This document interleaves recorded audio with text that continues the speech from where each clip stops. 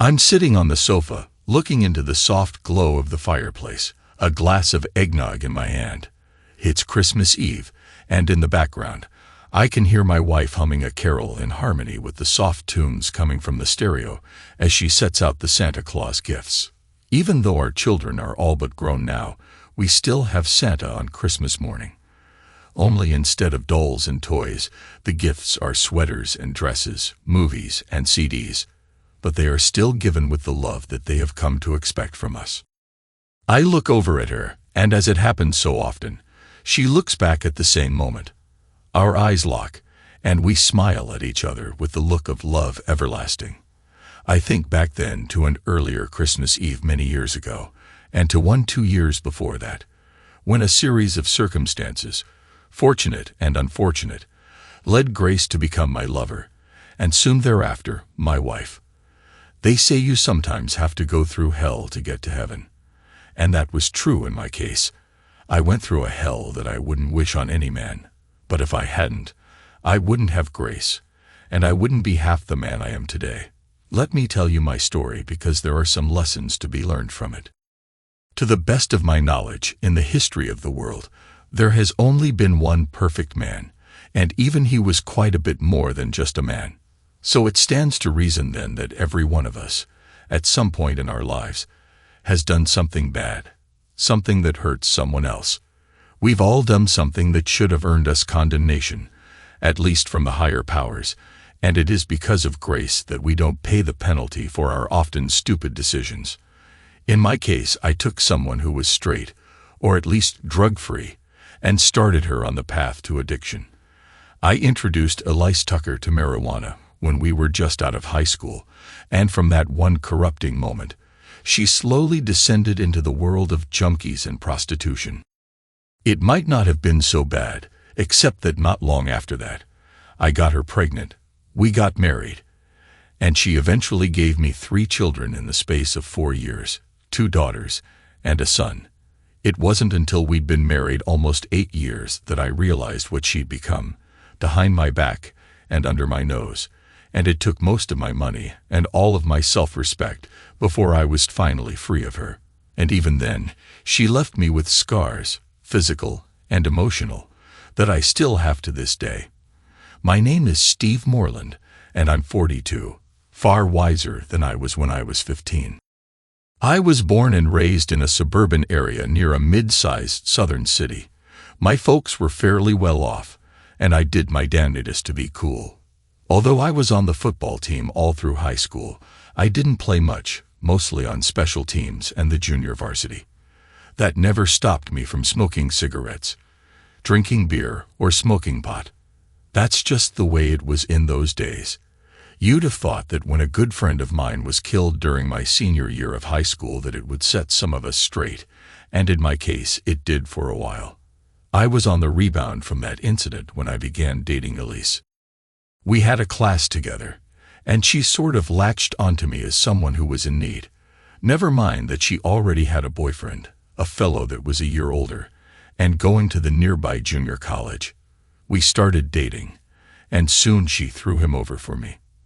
That should have been a warning, but I was so sloppy in love that I failed to notice. At that time, Elise was kind of a band nerd, but she was a band nerd who put out, as they say.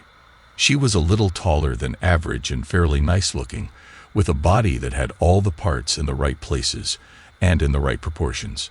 She was always a little self-conscious about her nose, which did have a bit of a quirk to it, although it in no way hurt her looks, and she had soft brown hair that was utterly unremarkable. She was, for the most part, a nice girl, the youngest child of a truck driver and a schoolteacher. But there were a few folks here and there who didn't like her much, one of whom was my father. Even before she got mixed up in drugs, Elise was very moody at times, and when she was in a bad mood, she could be a bitch. But that was okay because when I was in a bad mood, I could be pretty foul too. Even my mom, who liked her and empathized with her, recognized the pitfalls of 2 people like us hooking up.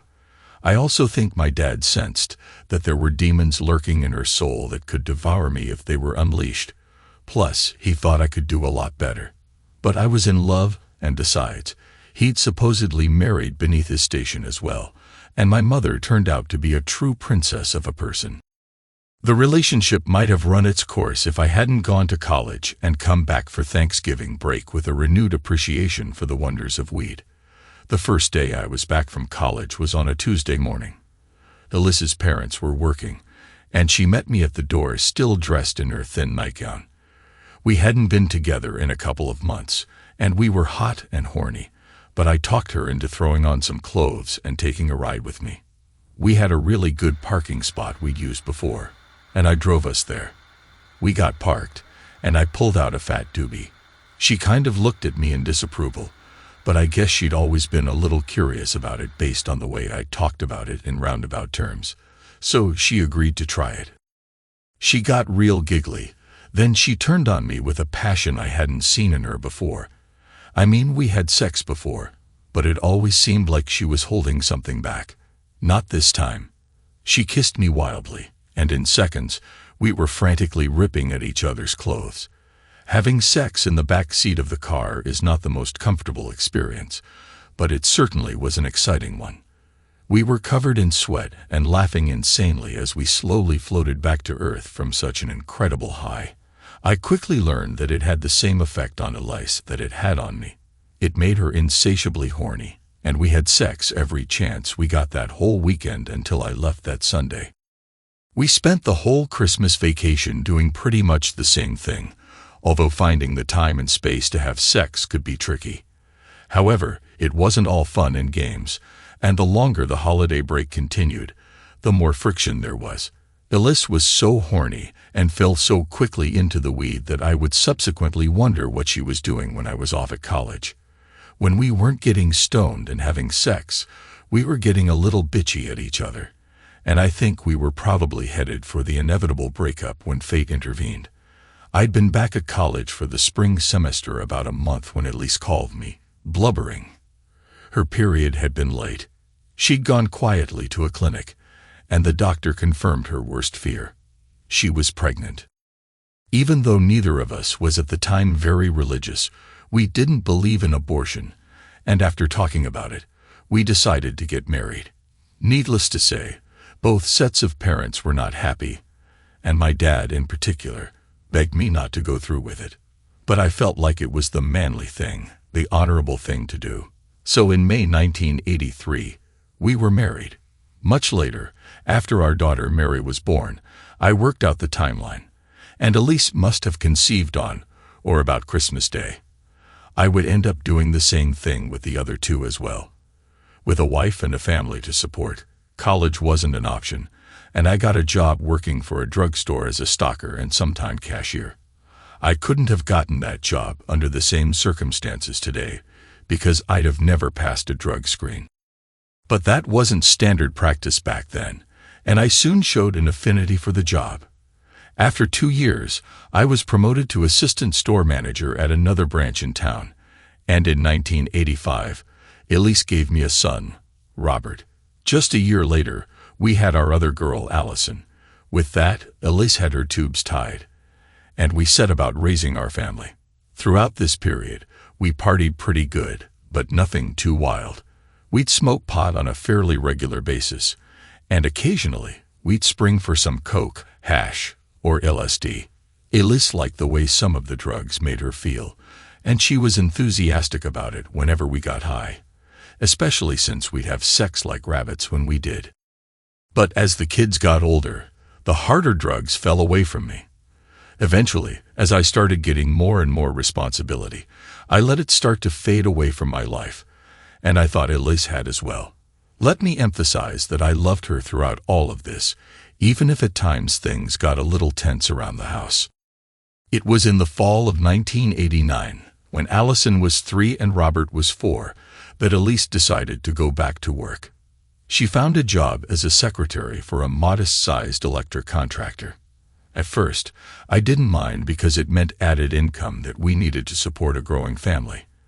But then I started to meet some of the people she was working with, and I began to get real bad vibes, especially from the men that worked there. To be blunt about it, a lot of them were lecherous lowlifes, and a couple of them I knew to be serious druggies. And then there was Elise's friend Glenda, who worked there and who had steered Elise into the job. Glenda was married to Mitch, who was a low-level dealer and the main person we turned to when we wanted to get fixed up. They fought constantly and ran around on each other all the time. I even think they did some swinging, although I never got involved in that. Mitch was okay for the most part, unless he got deep into the whiskey. Then he could be a real terror, so I didn't get too close to him. But Elise and Glenda became fast friends, so we spent a lot of time at their house. The first time I really thought something might be going on with Elise was that New Year's Eve. We went to a big party at Mitch and Glenda's, and it was the usual year-end bash. A lot of beer and a lot of smoke. I had been away from the weed for about 6 weeks, so it hit me pretty hard. Still, I was all right until just after midnight when the champagne started flowing. I sucked down the better part of a bottle, on top of a dozen or so beers, and I got sick as a dog. I remember sitting on the driveway in a drunken stupor, and it was cold out that night. Elise finally found me after I'd been out there heaving my guts out, and brought me in and laid me on a bed where I passed out. I must have been down for a couple of hours when one of their teenage daughters rustled me out of her room. I kind of staggered into the den looking for my wife, but she was nowhere in sight. I thought I heard muffled sounds of intimacy from one of the back bedrooms, but I was too out of it to do anything about it. The next thing I knew, it was morning. I was on the floor in their den, and Elise was asleep on the sofa. After that night, I made a vow that I was never going to do anything like that again. I had a good career going, and I could sense that things in society were trending away from an acceptance of recreational drug use. It was the just say no era as the stories about the pitfalls of illegal drug use began to circulate. I cut down my drinking considerably and all but gave up smoking pot. I quit keeping it around and over the next year weaned myself away from it altogether. I really thought Elise was in it with me, but it began to become clear to me that she'd simply quit using at home. The first real sign that things were changing came in the spring. Elise went to get her hair cut one day and came back as a blonde. I also noticed that she was losing some of the weight she put on having the children, although I didn't see her on any diet or workout program that would cause weight loss. With her weight loss and her new hair color, which I didn't care for, she began to sport a new, more revealing wardrobe. When I finally complained about it, she just shrugged and said something about wanting to look good. But at work, it didn't add up. As spring turned to summer, she began going out with the girls a couple of nights a week after work, and she started coming in later and later. After many of her nights out, she tried to slip in quietly, lock herself in the bathroom, and shower. And as she was going out and staying out, our sex life simply ceased to exist. At the time, it concerned me. Later, I'd be glad it had. It was in mid-July when she came home around 2 in the morning, and I watched her while pretending to be asleep. I watched her pull her dress off, and I was shocked to realize that she'd been naked under her dress. That was the first concrete sign that really made me suspect that she was cheating on me. I confronted her about it the next morning, and she looked me straight in the eye and denied it. "Of course, I'm not having an affair," she said indignantly. "Are you?" "Not even close," I answered back. But her attitude spoke volumes. She was taking the offended approach and turning my suspicions into her suspicions. I knew I'd stayed faithful, even though I had periodically been offered by some of the girls who worked under me. I knew that was a bad practice to get into, and I avoided those encounters. It wasn't that I was so virtuous that I wouldn't have sex with another woman outside of my marriage if I got the chance. It had more to do with my personality. I've never been blessed with the gift of gab, and I never learned how to smooth-talk strange women. I was in my comfort zone with Elise, and trying to step out with other women would have been hard for me to do. At home, our attitudes toward each other blew hot and cold. But as time went on, there was more and more of a disconnect between us. Our sex life was a joke, and we weren't having the kind of playful banter we'd had earlier in the marriage.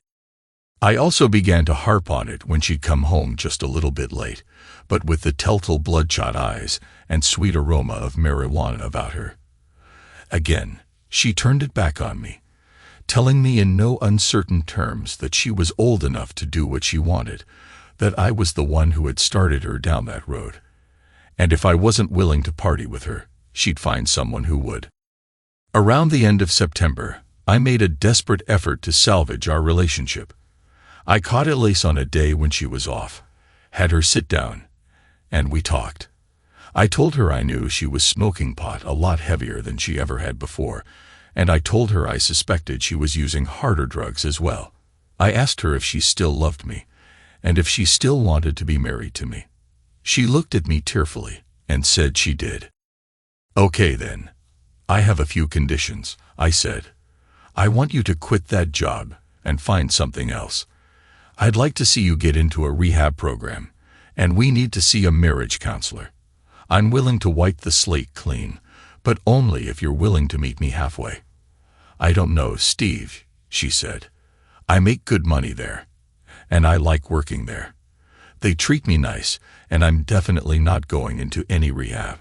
I understand if you don't want to do it anymore, but I'm not ready to quit. I'm not a junkie or anything. I can handle it."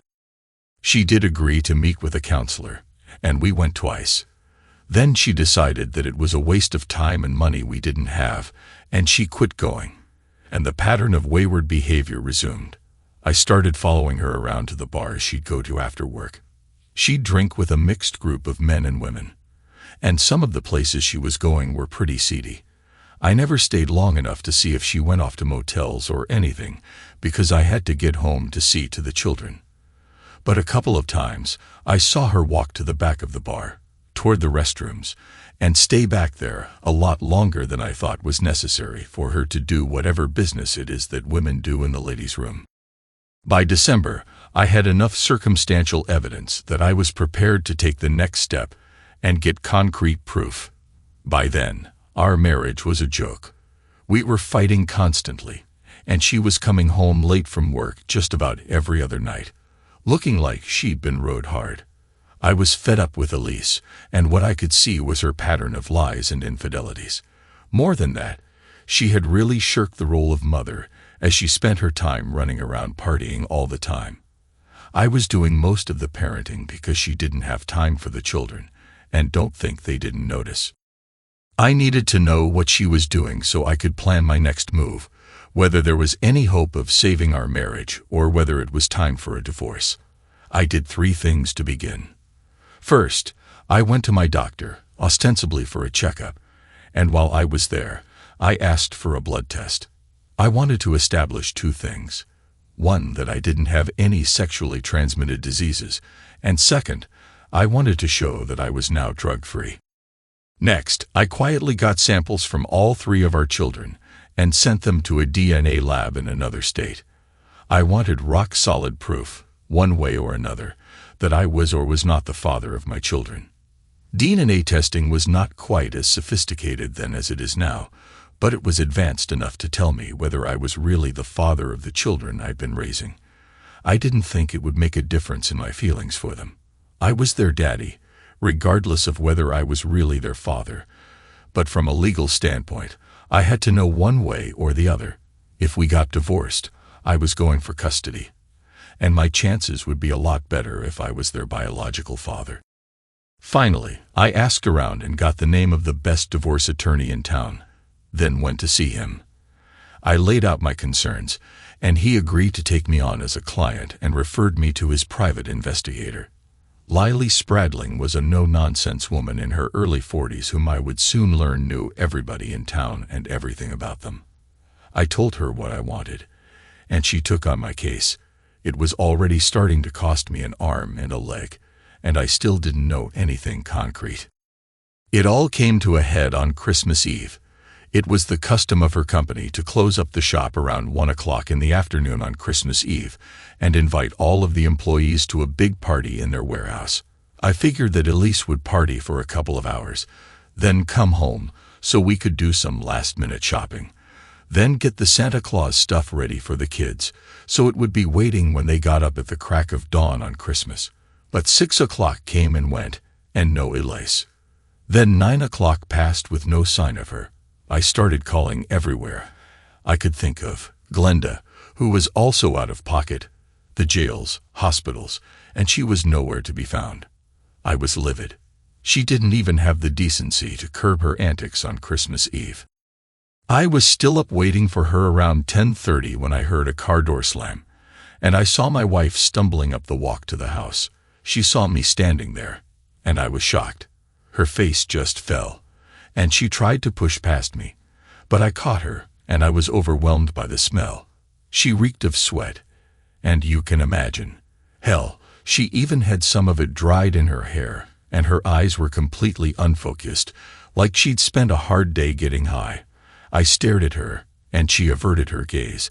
Then something inside me just collapsed. At that moment, I was just too tired to fight her. Besides, I would soon have a video record of her entire day, because I'd had a feeling she'd do something like that. So I had Lily set up surveillance. By then, Lily had discovered that Elise had been identified as a woman who frequented a seedy motel on the rough side of town in the company of some rough-looking characters.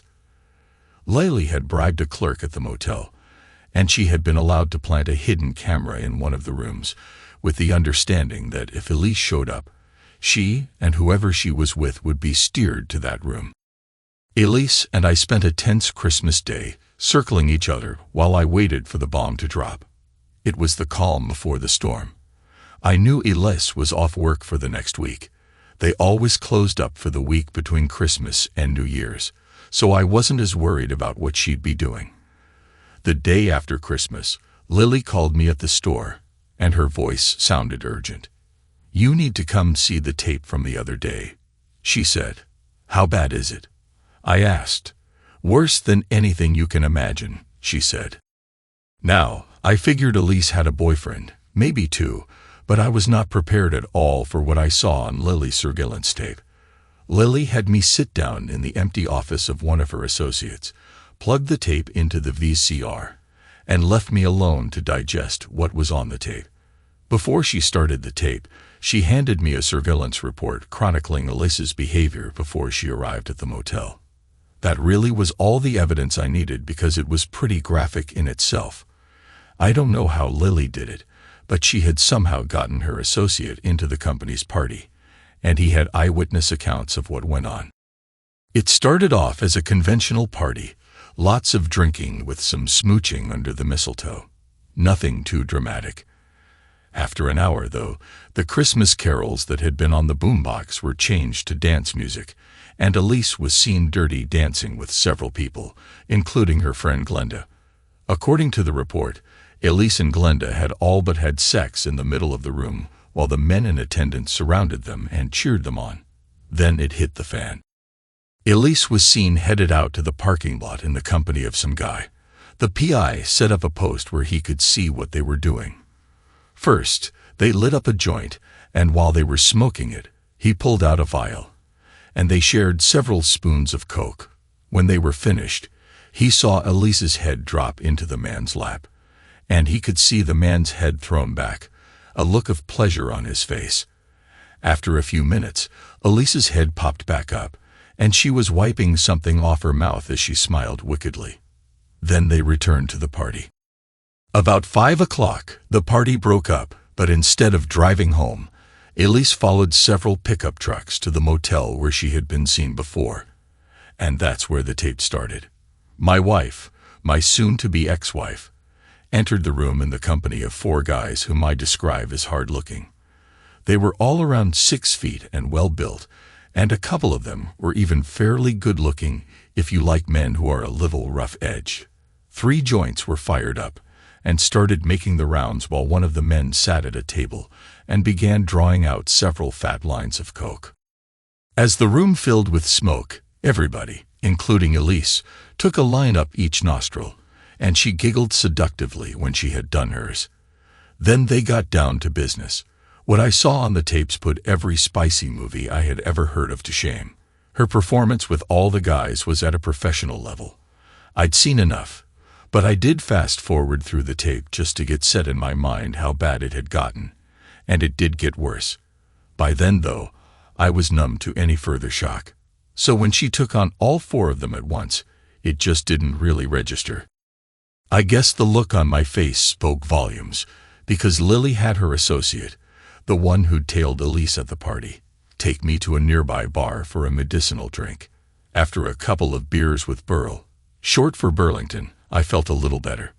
We talked about what I planned to do, and he agreed to help me when it came time to serve Elise with divorce papers. He was a big, muscular fellow who turned out to be a softy inside, and he empathized with me. Burl had been through much the same thing as I had, and he understood what I was going through. It was all I could do to be civil to Elise that night when I went home. Luckily, I guess, she made it easy for me by getting dressed up and going out that night with her friends. I didn't even bother to watch her leave. I was playing with Allison in the den when she left. The next morning, I went to my lawyer and told him I was ready to file the papers. I wanted them ready for New Year's Eve, and I wanted Burl to be the one to serve her. I had a New Year's surprise for my soon-to-be ex-wife.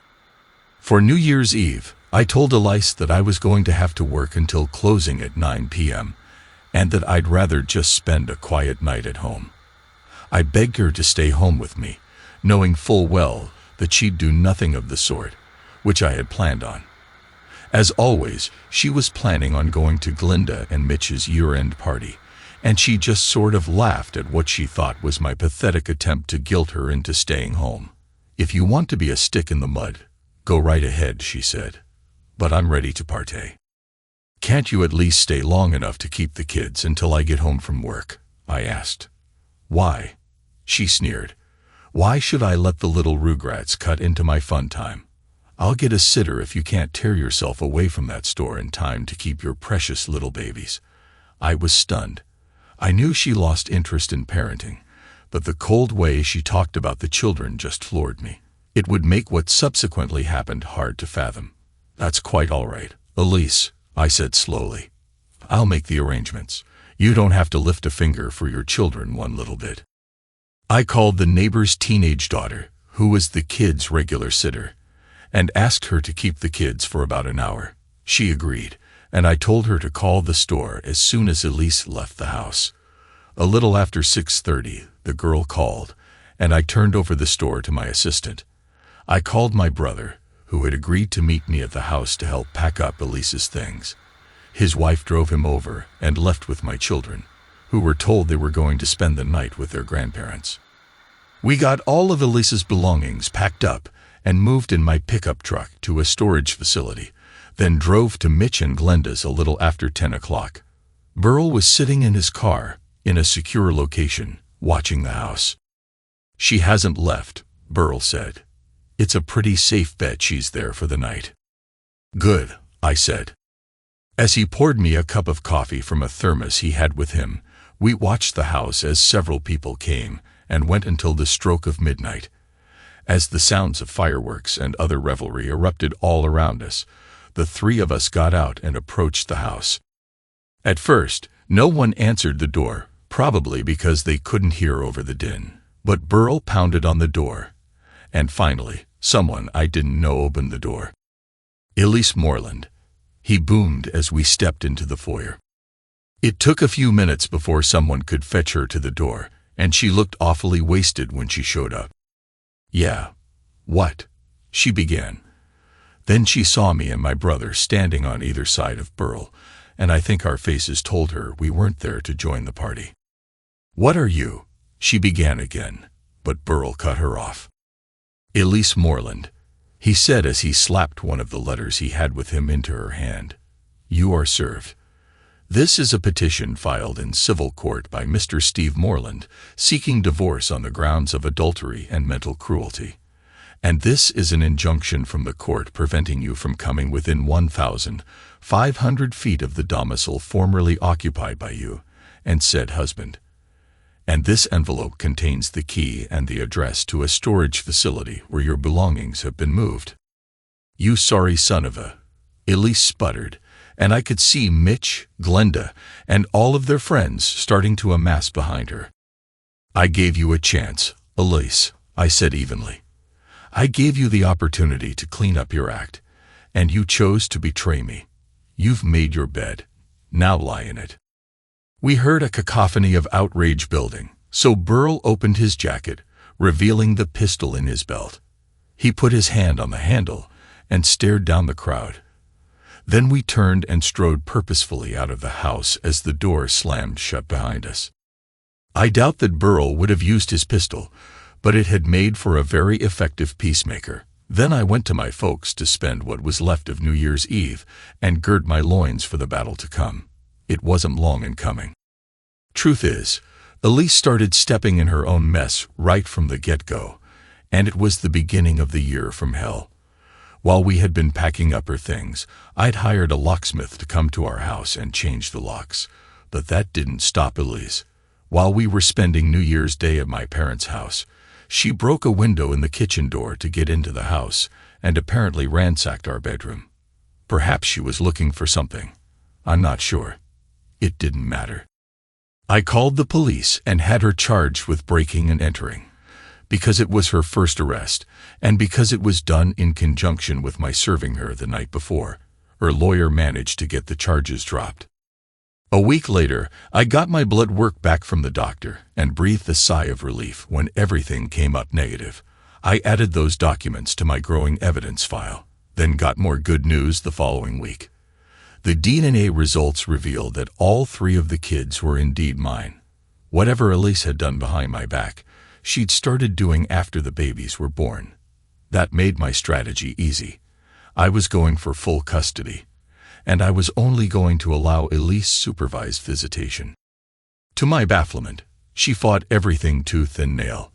I'd have thought the way she'd been acting, that she'd be glad to have her freedom, that she'd welcome not having a husband and family holding her back from doing what she wanted. But I reckoned without the demons that my father had seen lurking in her heart all those years earlier. Once I established myself as the enemy in her eyes, she wasn't about to let me win anything without a fight. Yet it seemed like the more she tried to fight me, the worse things got for her, and the more infuriated she got with me. That included another arrest for possession of marijuana, which resulted in a hefty fine and got her driver's license suspended for 6 months. It took until midsummer, but I finally got the divorce I'd been seeking. Then we went to family court on the custody issue, and she brought out what she thought was her heavy artillery, the fact that I'd been the person who'd turned her on to drugs. But my lawyer brought out my evidence that I was drug-free and had been for the better part of a year. It looked like I was going to get full custody when Elise finally went too far. It was a hot night in September, and I was just leaving the store. The only warning I got was a sudden shuffling of several pairs of feet. Then I felt something, a large stick, or maybe a baseball bat, hit me hard right in my ribs. I just managed to roll away from a blow aimed at my head, which glanced off my shoulder. I managed to get up on my knees and defend myself, and I saw I was beset by 3 attackers, 2 of whom I recognized from the tape of Elise's Christmas Eve incident. I was able to engage the guy who was wielding the cudgel so that he couldn't get a real blow in on me, and I managed to land some hard blows to the guy's midsection. But the flip side was that I was left open to attack from the fists and feet of the other 2. I don't know if they'd have killed me or not, but I vaguely heard voices coming from down the street, and I was left in a painful heap. The last thing I remember was some kid hovering over me, asking me if I was all right, then calling for someone to go get help. Literally, the next thing I saw was a face, the face of a woman. At first, it was kind of vague, but as my head began to clear, I saw that she was a nurse, and a very pretty one at that. She had a fairly thin face, but she smiled when she saw I was coming around, and when she did, her whole face lit up. That was my introduction to Grace Pauling. I was in the hospital for 3 weeks, during which time I got to know Grace very well. She was quite simply the most beautiful woman I'd ever seen. She was very aptly named because she just had a graceful way about her, an elegance that comes from inner peace. She was a little taller than average and quite slender, with soft blonde hair cut fashionably just short of her shoulders. She was all but flat-chested, but if that bothered her at all, she didn't show it, and it sure never bothered me. From the beginning, I felt there was something there, and we'd talk while she busied herself caring for me. I found her to be a terrific listener and someone who was wise beyond her years. She was a year or so older than me, but she'd never been married, never really been close to it. She told me she'd had a few boyfriends, but none that had set her heart aflutter.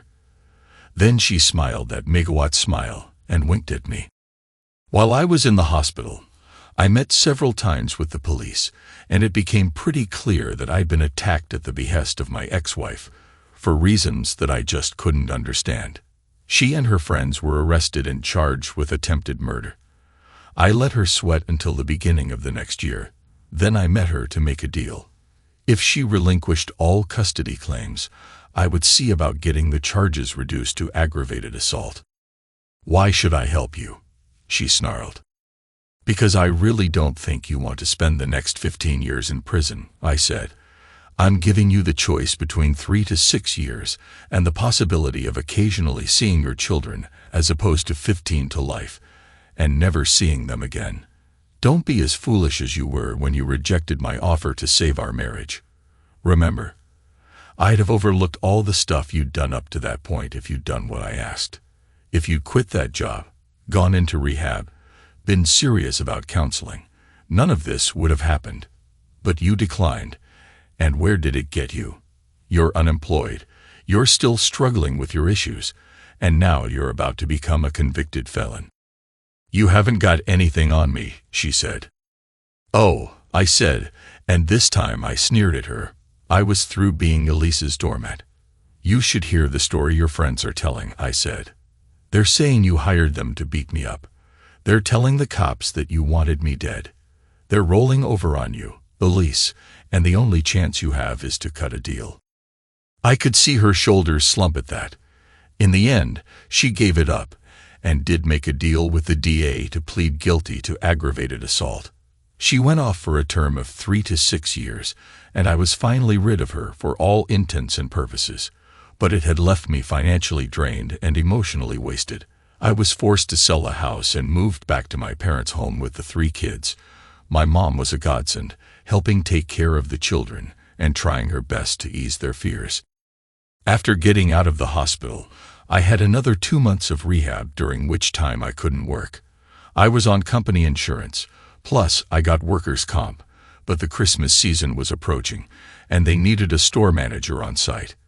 Compared to the fiasco of the previous year, Christmas in 1991 was significantly better, and yet it drove home for me just how lonely I was. The woman I'd thought I'd loved, the mother of my children, had become a sworn enemy and had made a complete wreck of her life.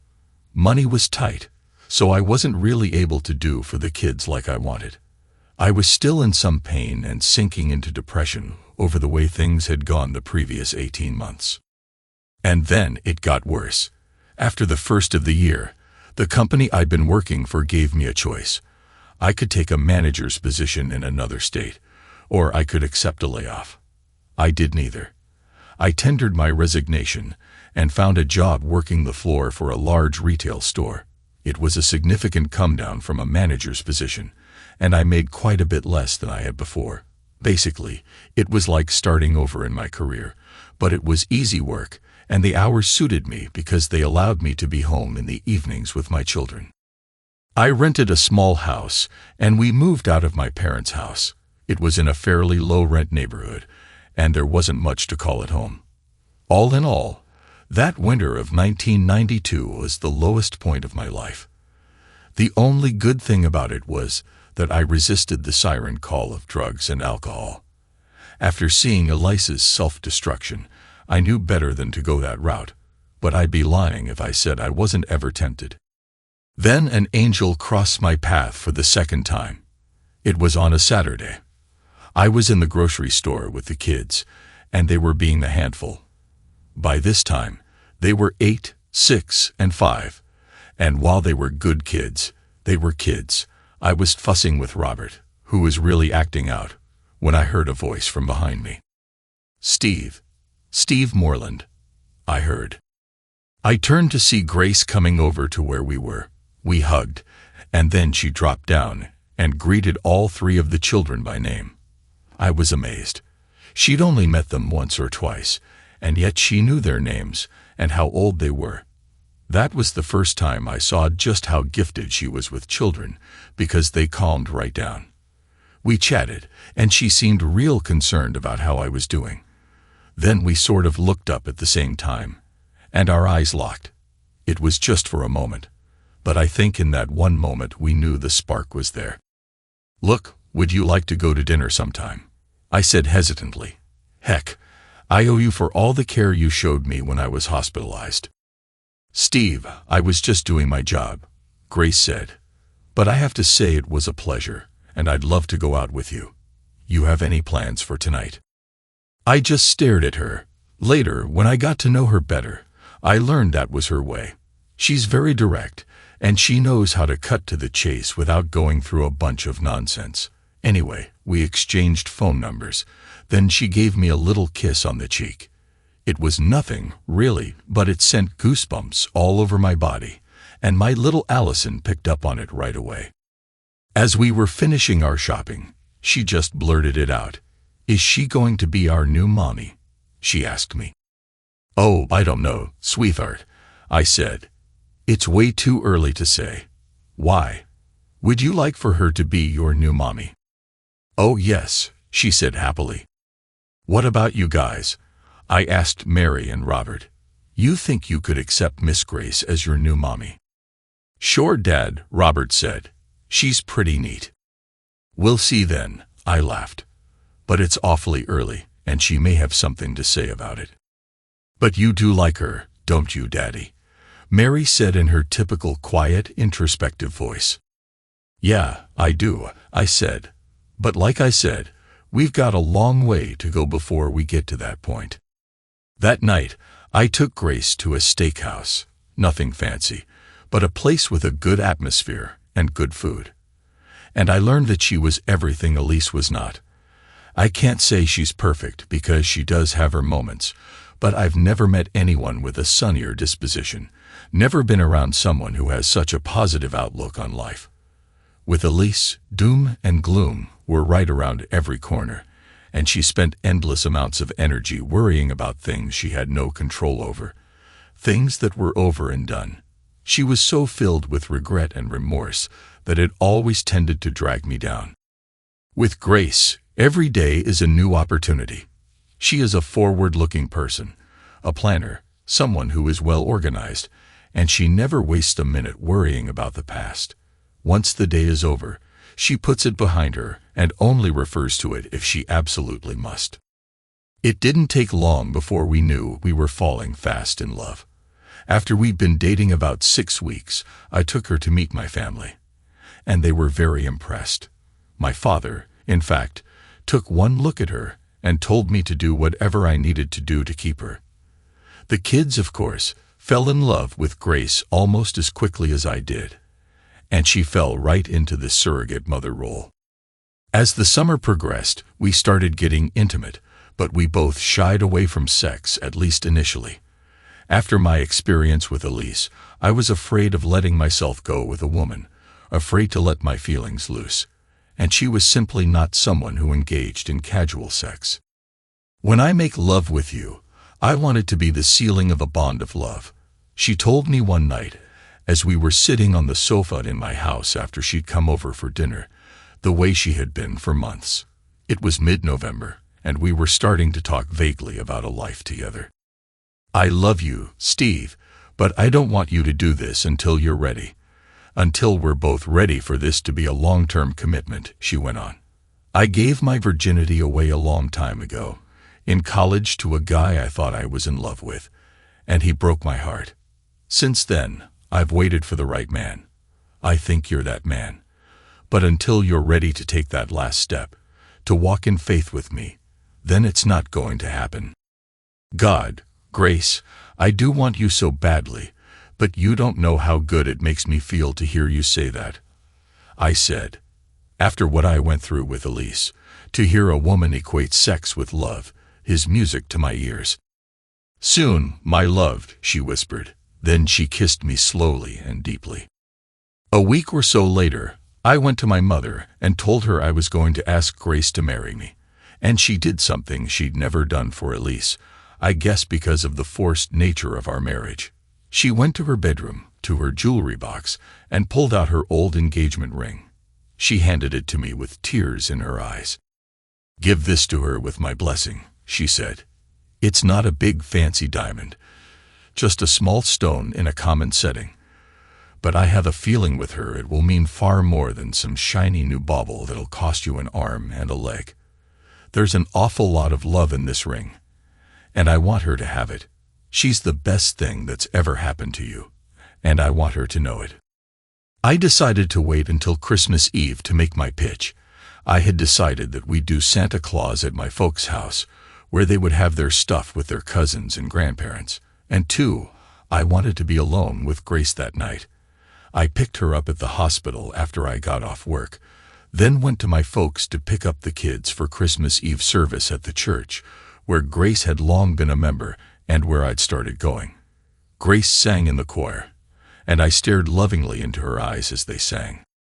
Later, we managed to get the kids down. It wasn't easy, but then we set out the Santa gifts. Once that was done, I told my folks that we were going back to my house, and I winked at my mom, communicating my plans non-verbally. I turned on the lights on the Christmas tree and put some holiday tunes on the stereo. Then we sat down on the sofa together, and I eased the box from where I'd hidden it in the cushions. "Grace, I have a special Christmas gift for you, and I want you to open it now," I said softly. I handed the box to her, and when she opened it, her eyes got wide, and her mouth fell open in delighted surprise. "Grace, will you marry me?" Her answer was to smother me with kisses. Our hands were roaming all over each other, and this time we didn't stop. Our time had arrived. "God, I've wanted this for so long. Love me, Steve, please. Believe me, I've wanted it just as long. Longer. Really." We made love. Once done, I stared into her eyes, and she stared back, the feelings flowing wordlessly between us. "Merry Christmas," she whispered.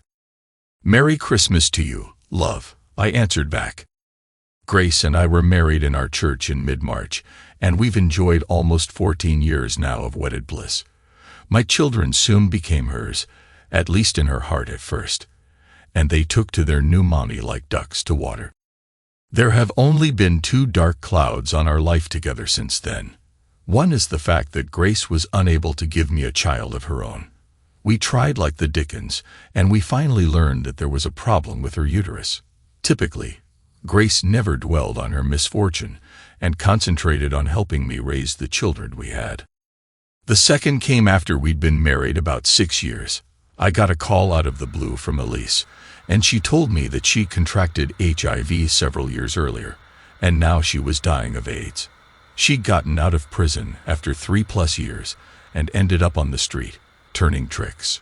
She was in a hospice and wanted to see her children before she passed. I dreaded the visit, but oddly enough, Elise had made peace with herself and with me. She no longer blamed me for all of the bad things that had happened to her over the course of her life. She forgave me for the mistakes I'd made during our marriage, and I forgave her for the hell she put me through in the process of our divorce. After meeting with the kids, she asked to speak to Grace alone, and when she came out, Grace was in tears. Later, as we were driving home, she told me a little of what they'd talked about. "She told me not to let you go," she said. "She told me the worst mistake she ever made was not listening to you when you offered to look past her misdeeds and save the marriage. You gave her a chance, and she knows she blew it by turning her back on you. I think that's why she was so bitter about the divorce." The last thing Elise did before she died was consent for Grace to adopt the children.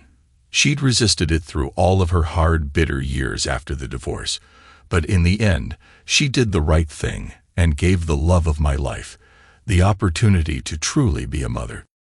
With Grace by my side, I quickly got back into management and rose into the ranks of the corporate office. I'm a regional director for the company I work for, and I've done well. Grace is still a nurse, working in pediatrics, an area where her special gifts are most needed. Sometimes, the cases she deals with break her heart, and others inflame her outrage. She does have a temper, although she keeps it well hidden. Mary was so taken with her stepmother that she chose to follow in her footsteps and pursue a career in nursing. Robert is still in college and joined the Army National Guard right out of high school. I worry that the longer the war in Iraq drags on, he may be called up, but that's his choice, and I support him all the way. Likewise, Allison is in college, with an eye toward becoming a teacher. It's been a satisfying life, one I don't think I'd have had if Grace hadn't come into my life when she did. Santa Claus is all set out, and Grace sits on the sofa next to me, curling up into the comfort of my arms. Bing Crosby softly croons "White Christmas" from the stereo, and we gaze into the slowly banking fire as I take a final sip of my glass and set it on the coffee table. Tomorrow, there will be laughter and excitement as my family shares the gifts we've all gotten for each other. We'll tear open the packages, marvel at the thought that went into each gift, then we'll congregate in the kitchen as we prepare the holiday feast. It will be a joyous time, as always. But tonight, in the quiet of the Christmas Eve night, I enjoy the greatest gift I've ever gotten, the one that keeps on giving. Tonight, I bask in the soft glow from the love and devotion of a good woman, and in the corresponding love and commitment I've been able to show her over time. Grace is another word for elegance and an unearned gift from God, and that's certainly what my Grace means to me. Thanks to everyone who took the time to listen to today's stories. If you enjoyed it, please consider liking and subscribing if you haven't already. Feel free to share your thoughts on the events in the comments below. Take care.